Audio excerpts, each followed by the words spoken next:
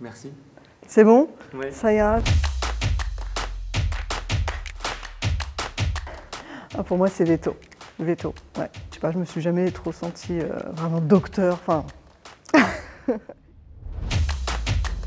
J'avais une mère infirmière et un père qui est dessinateur animalier. Et je pense que j'ai un peu pris des deux, l'amour des animaux et en même temps le côté médical. Oh, c'était mon cochon d'Inde, mon cajou.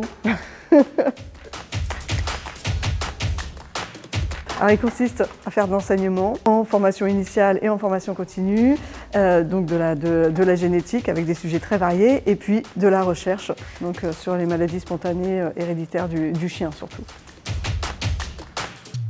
Ça, c'est une bonne question. Quand je fais de l'enseignement, je me dis oh là là, pourvu que je puisse faire de la recherche. Et quand je fais de la recherche, je me dis oh mon Dieu, heureusement qu'il y a l'enseignement. Non, j'adore les deux et les deux sont vraiment très riches et ça se complémente. C'est là où on s'aperçoit que c'est vraiment important d'être enseignant-chercheur. Ce que je préfère, c'est la diversité. C'est qu'on fait plein de choses. On fait plein de choses très différentes et du coup, on s'ennuie jamais. J'aime bien répondre à des questions, essayer de répondre à des questions. On fait un petit peu une enquête. C'est un peu un travail de détective. On ne trouve pas toujours, hein, mais il y a ce côté un peu curiosité perpétuelle.